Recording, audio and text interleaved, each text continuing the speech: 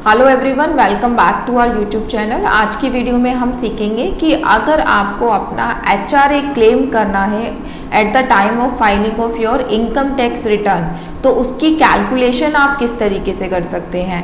HRA means house rent allowance. आज की video पूरा हाउस रेंट अलाउंस के लिए डेडिकेटेड है। इस वीडियो में हम डिटेल्ड में सीखेंगे कि आप किस तरीके से अपने HRA को क्लेम कर पाएंगे इनकम टैक्स की रिटर्न में। वीडियो को स्टार्ट करने से पहले अगर आपको ये वीडियो पसंद आए तो वीडियो को लाइक और मेरे चैनल को सब्सक्राइब ज़रूर करिएगा। और एक और इम्पॉर्टेंट इन्फॉर्मेशन है आपके लिए कि अगर आप अपनी इनकम टैक्स की रिटर्न को फाइल करने में किसी भी तरीके की प्रॉब्लम फेस कर रहे हैं तो आप हमारा वेबिनार एनरोल कर सकते हैं। वेबिनार में हमने बहुत ही डिटेल्ड में आपको बताया है कि आप किस तरीके से अपनी इनकम टैक्स की रिटर्न को फाइल कर सकते हैं। ड्यूरिंग द रिटर्न अगर आपको किसी भी सेक्शन में प्रॉब्लम फेस होती है तो वेबिनार में सेक्शन वाइज हर एक सेक्शन की video explanation plus content provide किए गए हैं।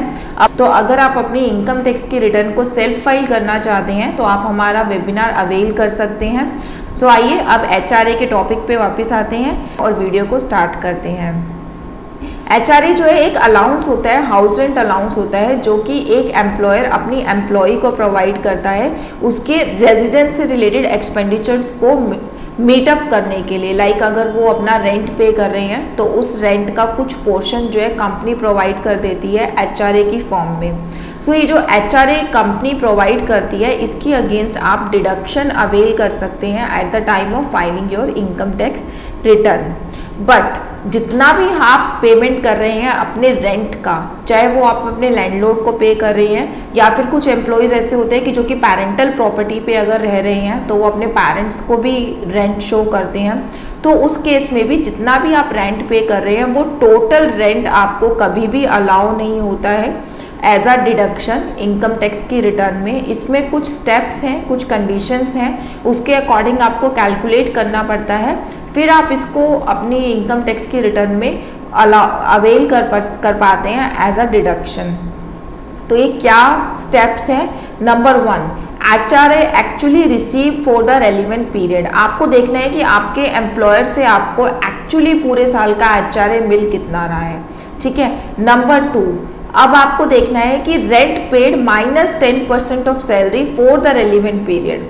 आपने जो रेंट पे किया पूरे साल का, जो भी आप रेंट पे कर रहे हैं, -10% ऑफ सैलरी, जो भी आपकी सैलरी है उसका 10% जो है उस रेंट में से लेस करना है। थर्ड कंडीशन है 50% of salary for the relevant period for metro cities and 40% of salary in other city.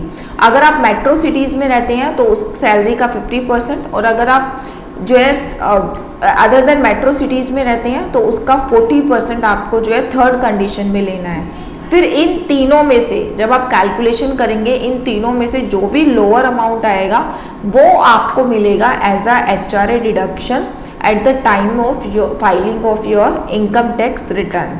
अगर आप ये HRA की डिटेल अपने एम्प्लॉयर से शेयर करते हैं या फिर जो भी आप रेंट पे कर रहे हैं वो अगर अपने एम्प्लॉयर से शेयर किया है तो आपके फॉर्म 16 में HRA कैलकुलेट करके मेंशन होता है, आपको एज इट इज़ वो अमाउंट अपनी इनकम टैक्स की रिटर्न में ले लेना होता है। समटाइम्स ऐसा होता है कि एम्प्लॉय भूल जाता है अपना HRA जो है क्लेम करना है एम्प्लॉयर के थ्रू, तो उस केस में आप रिटर्न फाइलिंग के टाइम पर भी इसको अवेल कर सकते हैं। बट उस टाइम पे आपको इस चीज़ का ध्यान रखना है कि पहले आपको ये तीनों पॉइंट्स कैलकुलेट करने हैं, उसमें से जो भी मिनिमम अमाउंट आए आपको उतनी ही डिडक्शन मिलेगी, उससे ज़्यादा डिडक्शन आप क्लेम नहीं कर सकते HRA के केस में। अब ये बात आती है कि इसको आपको कैलकुलेट, मैंने बता दिया कैसे कैसे आपका कैलकुलेट होगा, बट हाँ इसके टूल्स अवेलेबल है गूगल पे। इनकम टैक्स ने इसका अपना टूल दे रखा है। अब हम उस टूल को यूज़ करके इसको कैलकुलेट करते हैं। इसको कैलकुलेट करने से पहले आपको करना क्या है, अपनी एक सैलरी स्लिप ले लेनी है। लेट्स सपोज ये आपकी एक सैलरी स्लिप है। सैलरी स्लिप में अपना आपको बेसिक सैलरी देखनी है, डियरेंस अलाउंस देखना है, हाउस रेंट अलाउंस देखना है। ये तीन चीज़ें आपको अपनी सैलरी स्लिप में से देखनी है। तो मेरे केस में मैंने बेसिक, डियरेंस अलाउंस और हाउस रेंट अलाउंस, ये सैलरी स्लिप आपके पास मंथली सैलरी स्लिप होती है तो आपको उसको 12 से मतलब कि पूरे साल की आपको क्योंकि लेनी है, 12 से मल्टीप्लाई करके पूरे साल की आपको डिजिट्स कैलकुलेट कर लेनी है। वो हमने अपनी कैलकुलेट कर ली है। HRA कितना है, DA कितना है और बेसिक कितना है वो हमने अपना निकाल लिया।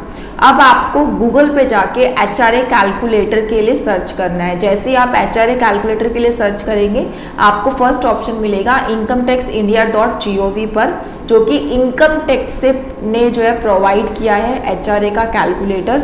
बहुत ही इजी टू यूज़ है और आपको इजीली गूगल पे मिल जाएगा। तो आई सजेस्टेड कि आप यही कैलकुलेटर यूज़ करें।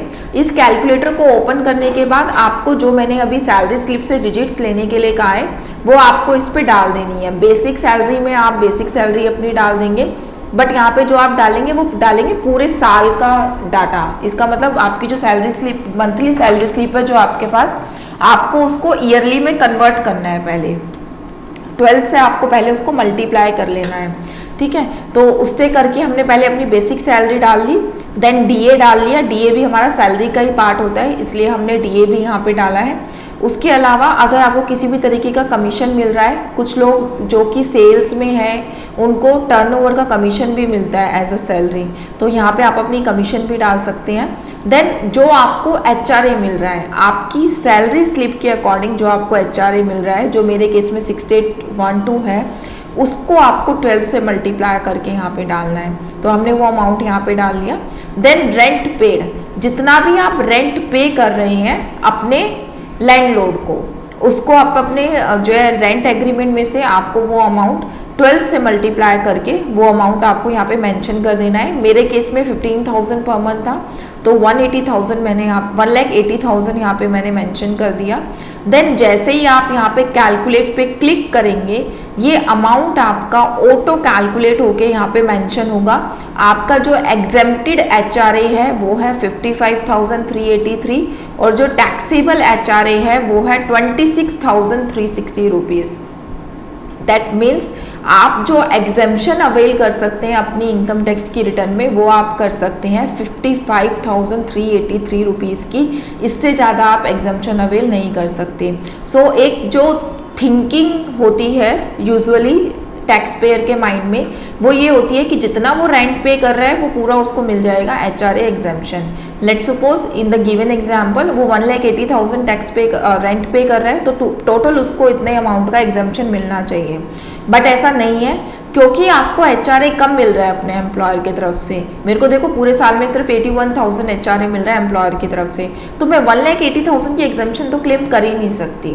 तो जो 3 कंडीशंस हैं, उन 3 कंडीशंस को अप्लाई करके ये जो कैलकुलेटर है वो ऑटो कैलकुलेट कर देगा कि आप कितना HRA जो है एग्जेम्पशन क्लेम कर सकते हैं। हमारे केस में हम 55,000 की क्लेम कर सकते हैं। आपको रिटर्न फाइलिंग के टाइम पर जब आप सैलरी का डाटा फिल करेंगे, HRA के कॉलम में आपको 55,383 रुपीज़ ही फिल करना है। इससे ज़्यादा अमाउंट के लिए आप एलिजिबल ही नहीं हो।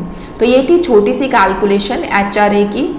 इसके साथ साथ मैं आपको बता दूं कि जो लोग अपनी पेरेंटल प्रॉपर्टी पे रह रहे हैं और उनके अगेंस्ट आप अपना रेंट दिखाते हैं या उनको आप अपना रेंट पे कर रहे हैं, सो आपको जो भी आप रेंट पे कर रहे हैं जब आप अपनी इनकम टैक्स की रिटर्न में उसको एज अ HRA क्लेम कर रहे हैं, सो इस चीज़ का आप ध्यान रखिए कि जिसके नाम पर आप रेंट दिखा रहे हैं, जिस भी पेरेंट के नाम पे आप रेंट दिखा रहे हैं, उनकी इनकम टैक्स की रिटर्न में वो एज अ इनकम जो भी आपने रेंट पे किया है उनकी इनकम टैक्स की रिटर्न में उसको आप इनकम जरूर शो करिए, क्योंकि जो भी आप रेंट उनको पे कर रहे हैं वो उनके लिए उनकी इनकम है। आपकी छोटी सी कैलकुलेशन HRA की, आप इस इनकम टैक्स के यूटिलिटी को या इनकम टैक्स के टूल को यूज़ करके इसको बहुत ही ईजीली तरीके से कर सकते हैं।